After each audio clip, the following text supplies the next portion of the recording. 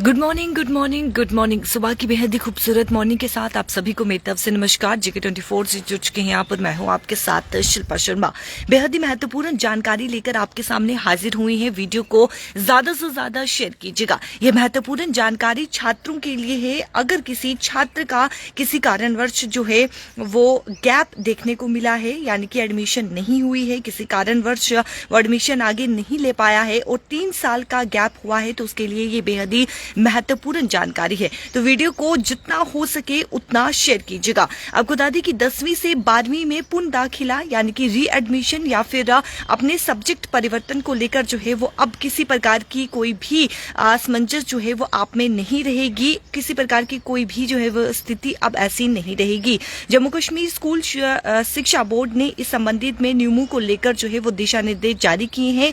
इससे छात्र अभिभावकों यानी पेरेंट्स और स्कूल प्रशासन के बीच स्पष्टता आएगी। आपको बता दें कि अब पढ़ाई छूटने के 3 साल के भीतर विद्यार्थी किसी भी स्कूल में दाखिला ले सकेंगे। गैप केस वाले ऐसे छात्र जो परीक्षा यानी कि पास करने के बाद किसी कारणवश अगली कक्षा में दाखिला नहीं ले सके, वे 3 साल के भीतर जो है यानी कि 3 साल के भीतर किसी भी स्कूल में जो है वो रेगुलर मोड में दाखिला ले सकते हैं। वहीं स्ट्रीम चेंज अगर आप जो है वो करना चाहते हैं तो स्ट्रीम चेंज पर 11वीं यानी कि उत्तीर्ण छात्र जो पास छात्र हैं और साथ ही साथ 12वीं में दाखिला जो है वो जिस प्रकार से जो 12वीं में दाखिला जो है वो नहीं हुआ है और अब वो स्ट्रीम बदलना चाहते हैं, तो उन्हें पहले अपना पुराना परिणाम को जो है वो रद्द करना होगा। यानी कि जो आपका पुराना परिणाम है उसे रद्द करवाना होगा और साथ ही नए स्ट्रीम के सभी जो सब्जेक्ट हैं उनकी परीक्षा पास करनी होगी। उसके अलावा अगर हम बात करें ऐसे छात्र जो 12वीं कक्षा में अनुत्तीर्ण हुए हैं यानी कि फेल हुए हैं और स्ट्रीम बदलना चाहते हैं, उन्हें भी अपने पुराने परिणाम जो है वो रद्द करने होंगे। यानी कि आपने जो पहले एग्जाम दिया है उसे जो है वो रद्द करवाना होगा। पुराना एग्जाम जो आपने दिया है उसे रद्द करवाना होगा और उसके बाद 11वीं 12वीं कक्षा के नए स्ट्रीम के सभी विषयों की परीक्षा जो है वो देनी होगी। इसके साथ ही 10वीं और 11वीं कक्षा में दोबारा दाखिला की छूट जो है वो सिर्फ उन छात्रों को मिलेगी जो रेगुलर छात्र रहे हो, यानी कि जिन छात्रों ने पहले एग्जाम दिया लेकिन उसके बाद उन्हें जो है वो किसी कारणवश वो आगे जो है वो नहीं जो है वो एडमिशन कर पाए और वो रेगुलर थे, उन्हें ही जो है वो आगे री एडमिशन मिलेगी। वही जो है वो रेगुलर छात्र जो है वो कहलाएंगे। इसके अलावा बात करें तो आपको बता दें कि परीक्षा में ना बैठे, जिस प्रकार से मैंने कहा कि परीक्षा में अगर वो नहीं बैठे होंगे या फिर वो फेल हो गए होंगे तो वो उनके लिए यानी कि वो जो है वो रेगुलर मोड पर एडमिशन नहीं ले पाएंगे।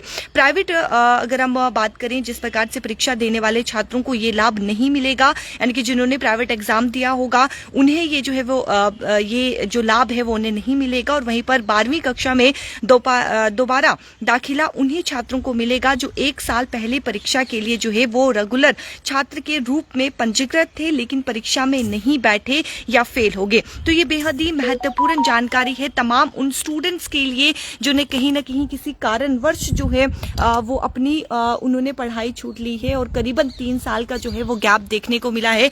तो ये बेहद ही महत्वपूर्ण जानकारी है। तो वीडियो को जितना हो सके उतना शेयर कीजिएगा ताकि तमाम उन छात्रों तक जो है ये वीडियो ये जानकारी जो है वो पहुंच सके, क्योंकि कई छात्र ऐसे होते हैं जो कि री एडमिशन नहीं ले पाते हैं, माफ कीजिएगा एडमिशन नहीं ले पाते हैं और एक गैप जो है वो आ जाता है, 3 साल का गैप आ जाता है। तो अब उसके द्वारा जो है मैं आपको बता दूं कि जिस प्रकार से स्कूल शिक्षा बोर्ड ने जो है वो इस संबंध में नियमों को लेकर जो है वो दिशा निर्देश जारी किए हैं और ये बेहद ही महत्वपूर्ण जानकारी है। कहीं ना कहीं प्रॉब्लम्स जो है वो डिफिकल्टी जो है वो देखने को मिलती है, किसी कारणवश बच्चा जो है वो दाखिला नहीं ले पाता है तो 3 साल का गैप आता है। तो 3 साल का गैप आने के बाद अब आप किस प्रकार से रेगुलर मोड पे जो है दाखिला ले सकते हैं, यानी कि री एडमिशन करवा सकते हैं। आपको सब्जेक्ट चेंज करना है तो आप सब्जेक्ट भी चेंज करवा सकते हैं, लेकिन उसको लेकर कुछ नियम है, वो आपको रूल्स आपको फॉलो करने होंगे। उसके बाद आपको जो है वो एडमिशन भी मिलेगा और साथ ही साथ आप अगर सब्जेक्ट चेंज करवाना चाहते हैं तो आप सब्जेक्ट चेंज भी करवा सकते हैं।